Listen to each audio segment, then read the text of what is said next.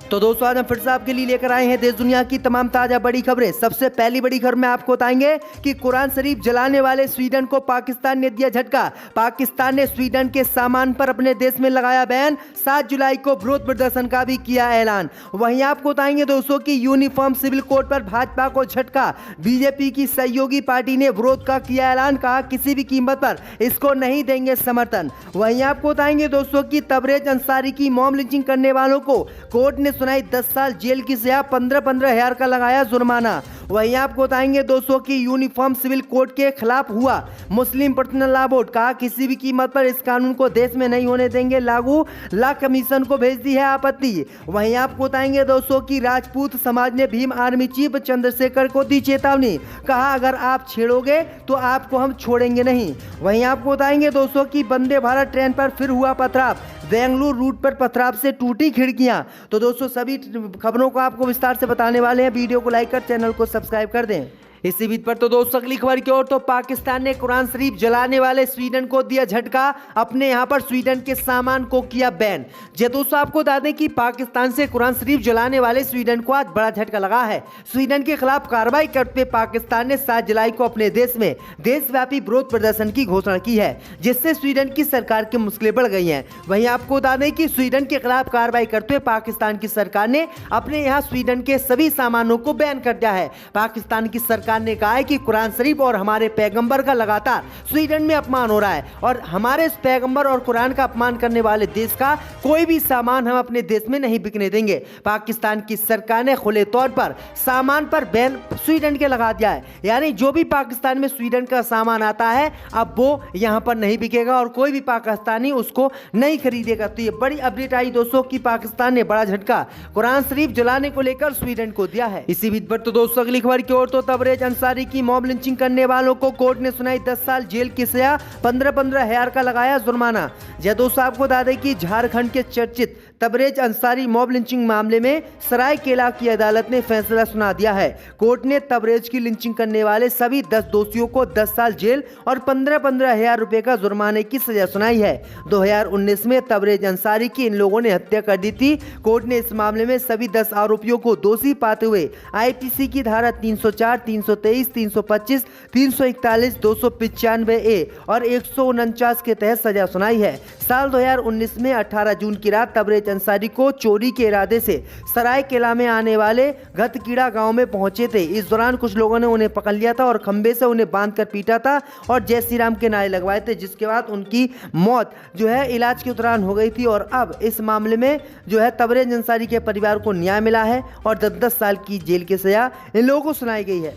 इसी बीच पर तो दोस्तों अगली खबर की ओर, तो यूनिफॉर्म सिविल कोड के विरोध में उतरा पर्सनल लॉ बोर्ड, कहा किसी भी कीमत पर इसे नहीं होने देंगे देश में लागू।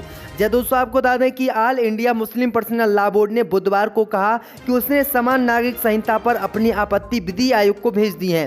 वहीं आपको बता दें कि मुस्लिम पर्सनल लॉ बोर्ड ने समान नागरिक संहिता यानी यूनिफॉर्म सिविल कोड का विरोध किया है और यूनिफॉर्म सिविल कोड के खिलाफ मुस्लिम पर्सनल लॉ बोर्ड है। उन्होंने कहा है कि देश में किसी भी कीमत पर इस कानून को लागू नहीं होने दिया जाएगा। ये केवल आदिवासी नहीं बल्कि हर धार्मिक अल्पसंख्यकों को इस तरह के कानून के दायरे से बाहर रखा जाना चाहिए। उन्होंने कहा कि अगर केंद्र की मोदी सरकार इस कानून को देश में लागू भी करती है तो वो सिर्फ हिंदुओं पर ही इसको लागू करे और किसी धर्म के लोगों पर इसको लागू ना करे। वहीं आपको बता दें कि मुस्लिम पर्सनल लॉ बोर्ड ने इस कानून का खुले तौर पर विरोध किया है और मुस्लिम पर्सनल लॉ बोर्ड इसके खिलाफ है। तो ये बड़ी अपडेट आ रही दोस्तों। इसी बीच पर तो दोस्तों अगली खबर की ओर, तो राजपूत समाज ने भीम आर्मी चीफ चंद्रशेखर को दी चेतावनी, कहा कोई छेड़ेगा तो उसे छोड़ेंगे नहीं। जब दोस्तों आपको बता दें कि भीम आर्मी चीफ चंद्रशेखर आजाद पर हुए आत्मघाती हमले के बाद दो जातियों के बीच जुबानी जंग छिड़ी हुई है। राजपूत समाज ने भीम आर्मी चीफ को न केवल चेतावनी दी है बल्कि भीम आर्मी संगठन पर बैन लगाने की मांग की है।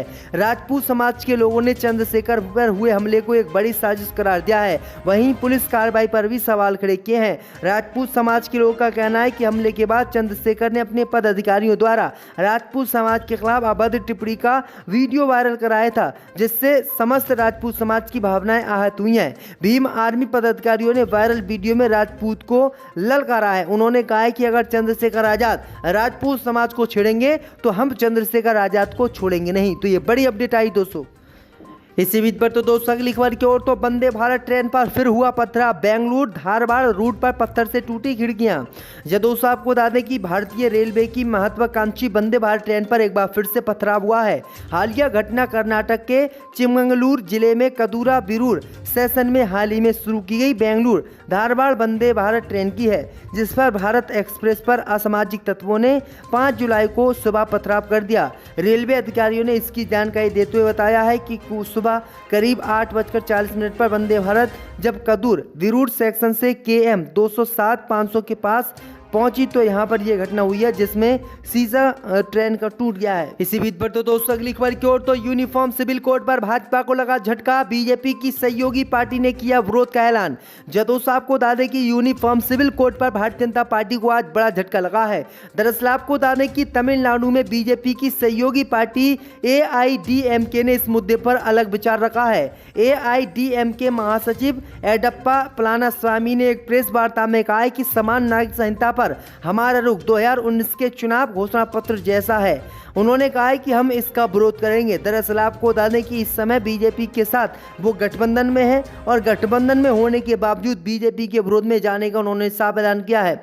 उन्होंने कहा है कि बीजेपी के साथ हमारा गठबंधन जरूर है, लेकिन यूनिफॉर्म सिविल कोड के हम खिलाफ है। अगर मोदी सरकार यूनिफॉर्म सिविल कोड पर जो है हमारी राय मांगेगी तो हम इसका विरोध करेंगे और इसको देश में नहीं लागू करने की वकालत करेंगे। तो ये बड़ी अपडेट आई दोस्तों कि बीजेपी के सहयोगी अब बीजेपी को झटका देने लगे हैं। इसी बीच पर तो दोस्तों अगली खबर की ओर तो हिंसाग्रस्त मणिपुर में फिर बढ़ाया गया इंटरनेट पर प्रतिबंध। दोस्तों आपको बता दें कि मणिपुर में जारी जातीय हिंसा के बीच सरकार ने बुधवार को इंटरनेट पर लगा बैन और बढ़ा दिया है। राज्य के कई हिस्सों में अभी भी हिंसा से प्रभावित हैं, जिसको देखते हुए मणिपुर में इंटरनेट सेवाएं आने वाले 5 दिनों तक निलंबित रहेंगी। मणिपुर सरकार ने बुधवार को आदेश जारी करते हुए राज्य में इंटरनेट सेवाओं के निलंबन को 10 जुलाई तक बढ़ाने का फैसला किया है। आपको बता दें कि राज्य में 3 मई से हिंसा की घटनाओं के बाद से ही इंटरनेट बंद कर दिया गया था। इसी बीच पर तो दोस्तों अगली खबर की ओर तो सुप्रिया सुले ने बीजेपी को बताया भारत की सबसे भ्रष्ट पार्टी। दोस्तों आपको बता दें कि राष्ट्रवादी कांग्रेस पार्टी की नेता और सांसद सुप्रिया सुले ने भारतीय जनता पार्टी पर भारत की सबसे भ्रष्ट पार्टी होने का आरोप लगाया है। अपने चचेरे भाई अजीत पवार द्वारा बीजेपी और प्रधानमंत्री मोदी की प्रशंसा पर तीखी प्रतिक्रिया देते हुए सुले ने कहा कि ये मोदी जी हैं जिन्होंने आरोप लगाया था कि एनसीपी का मतलब प्राकृतिक रूप से भ्रष्ट पार्टी है। वहीं बीजेपी नेता जिन्होंने बड़े पैमाने पर कहा था कि मैं ना खाऊंगा ना खाने दूंगा और एनसीपी पार्टी को भ्रष्ट बताया था, उसके नेताओं को भ्रष्ट बताया था, लेकिन इन भ्रष्ट नेताओं को बीजेपी ने अपने साथ शामिल कर लिया है। इसी बीच पर तो दोस्तों अगली खबर की ओर तो अमर अब्दुल्ला का बीजेपी पर हमला। कहा इनकी सरकार में 370 बहाल होने की कोई उम्मीद नहीं। दोस्तों आपको बता दें कि नेशनल कॉन्फ्रेंस के अध्यक्ष जम्मू कश्मीर के पूर्व मुख्यमंत्री अमर अब्दुल्ला ने पार्टी की बैठक के माध्यम से कश्मीर में जो है गंदरबल जिले का दौरा किया। यहाँ उन्होंने अनुच्छेद 370 एनसीपी में विभाजन समेत कई मसलों पर बातचीत की। पत्रकारों से बातचीत में उन्होंने बीजेपी पर हमला बोला। उन्होंने कहा कि उन्हें इस बात की कोई उम्मीद नहीं है कि 5 अगस्त 2019 को कश्मीर के लोगों से जो अधिकार छीन लिए गए थे वो बीजेपी सरकार में बहाल हो पाएंगे। तो दोस्तों आज हम फिर से आपके लिए लेकर आए हैं देश दुनिया की सभी ताजा बड़ी खबरें। सबसे पहली बड़ी खबर में आपको बताएंगे कि कनाडा से मोदी सरकार को लगा झटका। कनाडा में सिखों ने भारत के विरोध में लगाए पोस्टर। राय नाइक को दी जान से मारने की धमकी, मोदी सरकार की बड़ी चिंता। वहीं आपको बताएंगे दोस्तों की दिल्ली सरकार को सुप्रीम कोर्ट ने लगाई फटकार। कहा 3 साल में विज्ञापन पर कितना पैसा खर्च किया है, 2 हफ्ते में दे जवाब, केजरीवाल की बड़ी चिंता। वहीं आपको बताएंगे दोस्तों कि पाकिस्तान की जनता ने मोदी पर लगाए आरोप। कहा कश्मीर में मोदी सरकार मुसलमानों पर कर रही है जुल्म, पाकिस्तानी सेना करे कार्रवाई। वहीं आपको बताएंगे दोस्तों कि दिल्ली हाई कोर्ट ने खारिज की मनीष सिसोदिया की जमानत याचिका। अब आगे आने वाले दिन सिसोदिया के जेल में कटेंगे। वहीं आपको बताएंगे दोस्तों कि महाराष्ट्र संकट पर महबूबा मुफ्ती ने बीजेपी पर बोला हमला। बीजेपी को बताया सबसे भ्रष्ट पार्टी। कहा बीजेपी खत्म करना चाहती है विपक्ष, सीबीआई ईडी का कर रही है दुरुपयोग। वहीं आपको बताएंगे दोस्तों कि अक्षय कुमार की फिल्म ओ माई गॉड 2 को लेकर हिंदूवादी संगठन हुए नाराज। कहा अक्षय कुमार ने अगर हिंदुओं की भावनाओं को आहत किया तो नहीं रिलीज होने देंगे अक्षय कुमार की फिल्म। तो दोस्तों सभी खबरों को आपको एक एक कर बताने वाले हैं। वीडियो को लाइक करके चैनल को सब्सक्राइब कर दें। इसी बीच पर तो दोस्तों अगली खबर की ओर तो कनाडा से मोदी सरकार को लगा झटका। कनाडा में खालिस्तानी समर्थकों ने भारत के विरोध में लगाए पोस्टर, राजनायक को दी जान से मारने की धमकी, मोदी सरकार की बड़ी चिंता।